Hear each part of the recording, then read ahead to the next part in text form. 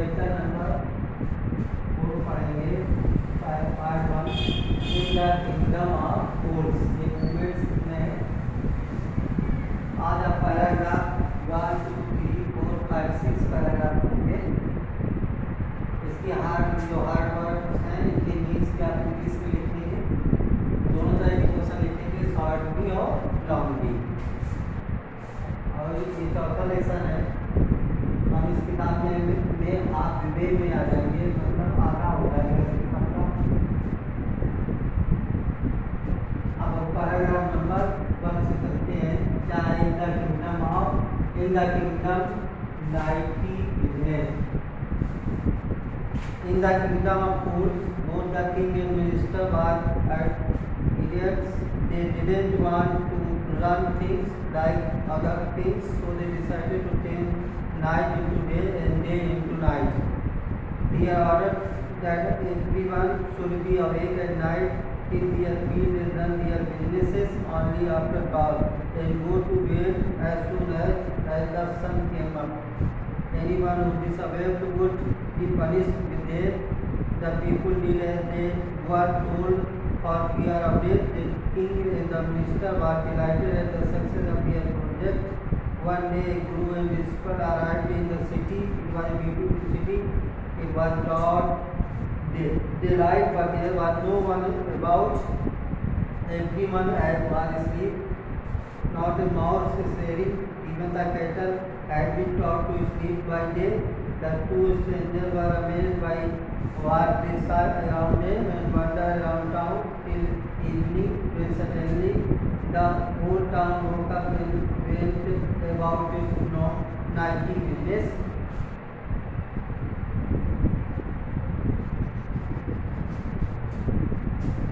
एक ऐसा राज और एक राजा और एक मिनिस्टर की बात।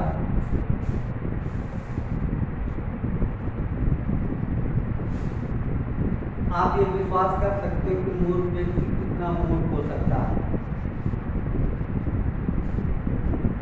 और उनको कौन व्यक्ति संभाल सकता है? मूर्ख व्यक्ति को केवल बुद्धिमान व्यक्ति संभाल सकता है।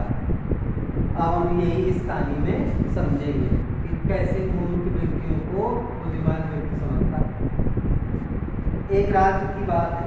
मूर्खों के राज्य में दो मूर्ख रहते थे, राजा और मंत्री। जो दूसरे राज्य में जो नियम कानून होते थे वो अपने राज्य में वो नहीं लगाते थे, बल्कि उसका उल्टा करना चाहते थे। इसलिए उन्होंने राजा और मंत्री ने मिलकर के एक फैसला किया कि कुछ अलग नियम बनाया जाए दूसरे राज्यों से। तो उन्होंने क्या फैसला किया कि रात को दिन बनाया जाए और दिन को रात बनाई जाए। तो उन्होंने ये निर्णय लिया कि अब कोई भी व्यक्ति दिन में काम नहीं करेगा, कोई भी बिजनेस नहीं करेगा, कोई भी व्यापार नहीं करेगा, कोई यहाँ वहाँ घूमेगा नहीं और अपने घर से नहीं निकलेगा। रात दिन में सब आराम करेंगे, सब सोएंगे, रात में सभी लोग काम करेंगे। ऐसा राजा और मंत्री ने मिलकर के बनाया।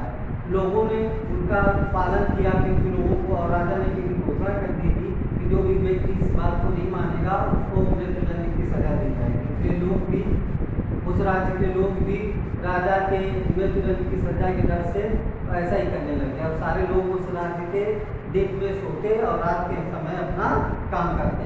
एक दिन क्या होता है, एक गुरु और एक चेला उसी राज्य में आते हैं, और गुरु चेला जब आते हैं तो उनको वो राज्य बहुत सुंदर लगता है, चारों तरफ प्रकाश ही प्रकाश होता है, लेकिन कोई दिखता नहीं क्योंकि सब सोए हुए होते हैं।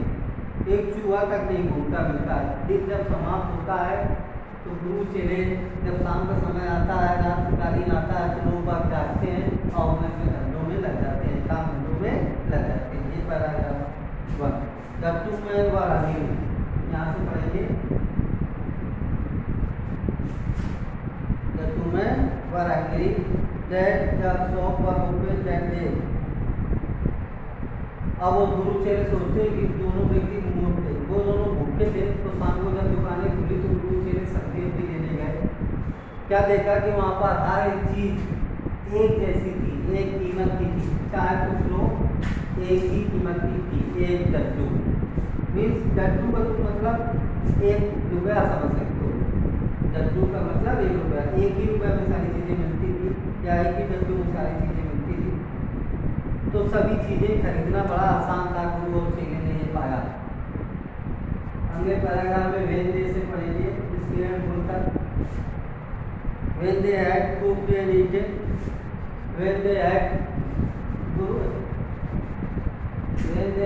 cooked the food and eaten, they realized the Guru that this state of full of idiots person, and of course king and minister also big idiots. So it wouldn't be a good idea for them to stay here. ये जब गुरु और चेला खाना खा रहे थे तो गुरु ने चेले से कहा कि ये मूर्खों का राज है, यहाँ पर अधिक समय तक रहना ठीक नहीं है। लेट अस गो एनीवेयर, हमें दूसरे स्थान पर जाना चाहिए क्योंकि यहाँ पर सारी चीज़ें जो हैं सस्ती हैं और एक समान है, और इसीलिए इस स्थान को छोड़ देना चाहिए क्योंकि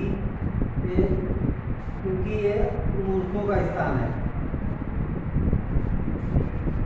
क्योंकि ऐसे लोगों का पता नहीं होता मूर्खों का कि हमारे साथ क्या करें, ऐसा गुरु अपने चेले से बताता है।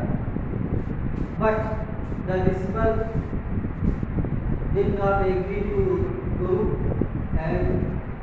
and say to some others that stay here because everything he got in 1 rupees. So this one stay here. लेकिन गुरु की बात चेला नहीं मानता है। चेला कहता है कि मैं यही रुकूंगा क्योंकि यहाँ सारी चीज़ें 1 रुपये मिलती हैं और भरपेट भोजन करूँगा और गर्मियों में चाय से चावल गेहूँ खा करके आराम से खुले साड़ की बात घूमूंगा, ऐसा चेले ने कहा। वन ब्राइट डे, यहाँ पैराग्राफ 4 पर है। One bright day a thief broke into a rich merchant house. He had made a hole in the wall and entered the house and looted. After this situation, his old house collapsed on his head, and in his spot the thief dead. The king complained, Your Highness, when my mother was pursuing his ancient said, suddenly the ball now fell and my brother dead. I want to justice, me and my family. एक शुभ दिन आता है, एक चोर किसी अमीर घर में चोरी करने के इरादे से जाता है। उस अमीर घर की दीवार को जब वो छेद कर रहा होता है, माल निकल रहा होता है, तो उस पुराने घर की दीवार उसके सर पर ढह गई जिससे कि वो मौके से ही मर गया। उसका भाई जो मौके पर जो व्यक्ति मरा उसका भाई देखने आया, देख करके अपने भाई की शिकायत राजा से की कि मेरा भाई मर गया है, जो काम धंधा कर रहा था अचानक दीवार गिरी और वो मर गया। और उसे एक अच्छी दीवार बनवानी चाहिए थी ताकि कि मेरा भाई न मरता, और इस अपराध के लिए मकान मालिक को सजा देनी चाहिए और मुझे न्याय मिलना चाहिए। पैराग्राफ नंबर अब हम 5 पर है। पैराग्राफ 5 का 3 साइड से 22 तक।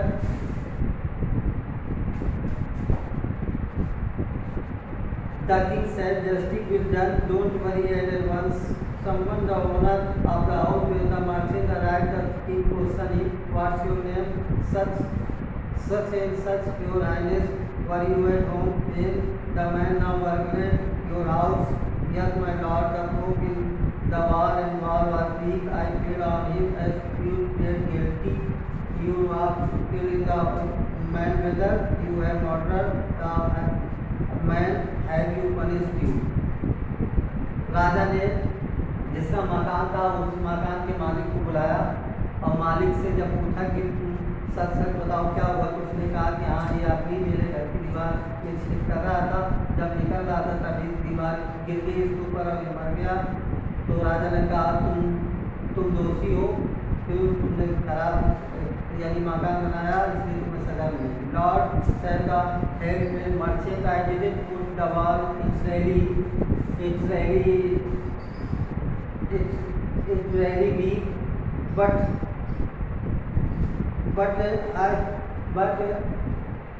Did not I make it, मैंने इसको नहीं बनाया, मैं मानता हूँ कि एक मृत्यु हुई। The houseman said to about others, I know the man, he an old man now, he lives near me. जिसने मेरा मकान बनाया था उसकी गलती है, उसने ऐसी दीवार बनाई कि उगे हुई, जो कि मेरे पिता के ज़माने में बनी हुई। Then the king said to messenger about messenger to build the walls। उसके बाद भेजा अपने राजा ने अपने संदेश को, जिसने दीवार बनाई थी। जब वो आता है तो you dare did you build this man wall, क्या तुमने पूरा हो गया था, क्या तुम्हें याद है कि तुमने इस व्यक्ति की दीवार बनाई? हाँ माय लॉर्ड, मुझे याद है। तो तुमने ऐसी दीवार क्यों बनाई कि एक आदमी मर गया? तुम दोषी हो, तुम्हें सजा मिलेगी। जब उस कारीगर को बुलाया जाता है, जब दीवार बनाता है, तो वो राजा कहता तुम दोषी हो, तुम्हें सजा मिलेगी। अब पैराग्राफ नंबर 6 में द किंग सेड से बाय डेथ,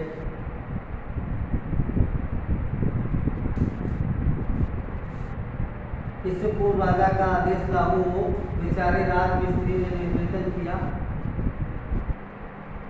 कि मैंने ऐसी दीवार जानबूझ के नहीं बनाई। जब मैं दीवार में काम कर रहा था उस समय नर्तकी, नाचने वाली नर्तकी डांसर, वो यहाँ वहाँ आ जा रही थी और उसके पायल की झनकार मेरे कानों पर पड़ रही थी। आंखों से उसे मैं देख रहा था कि नर्तकी बार बार आ जा रही थी, और तभी मेरे से ऐसा हो गया होगा। कई साल पहले जब एक गरीब दीवार बना रहा था, तब नर्तकी बार बार गली में घूम रही थी, जिसके कारण मैं उसे देखने लगा और मेरा हाथ दीवार से हट गया और दीवार ऐसी बन गई और उस व्यक्ति की जान चली गई। ये इस पैराग्राफ में है। पैराग्राफ नंबर ये अभी आपने 6 दोनों हो गए। अब हम 7 पैराग्राफ भी आगे पढ़ा देंगे। 6 तक यहाँ है, 7 और देखें। See thought of minutes and said, my lord, where I know now why I was walking just before. उस नर्तकी को बुलाया जाता है, नर्तकी से पूछा जाता है कि तुम बार बार आ जा क्यों रही थी? तो क्या कहती है वो? I remember she thought for a minute and said to the king that I move that when I move in the street because goldsmith to moved to in many time in his shop as so I move in many of time। मुझे याद नहीं कि बोली, मुझे याद है कि मैं बार बार आ जा क्यों रही थी, क्योंकि वो जो सुनार था वो बार बार मुझे दर्जनों बार बुला रहा था मेरे आभूषण देने के लिए, इसलिए मुझे बार बार सुनार के यहाँ जाना पड़ता था। तभी इस राजमिस्त्री ने मुझे देखा होगा और इसका ध्यान रखा होगा और तब जो दीवार बना दी हो गई होगी। तो मेरा कोई कसूर नहीं है, नर्तकी होगी। तो राजा ने कहा ताकि give to order to his soldier that you send a message to goldsmith and got in here। राजा ने यानी अपने संदेशवाहक को संदेश दिया कि जाओ और उस व्यक्ति को उस सुनार को बुला के लाओ। आज के लिए आप इतना ही, कल आप इसी का अगला पार्ट पढ़ेंगे। आज आपने 7 पैराग्राफ तक पढ़ेंगे। Okay student, have a nice day.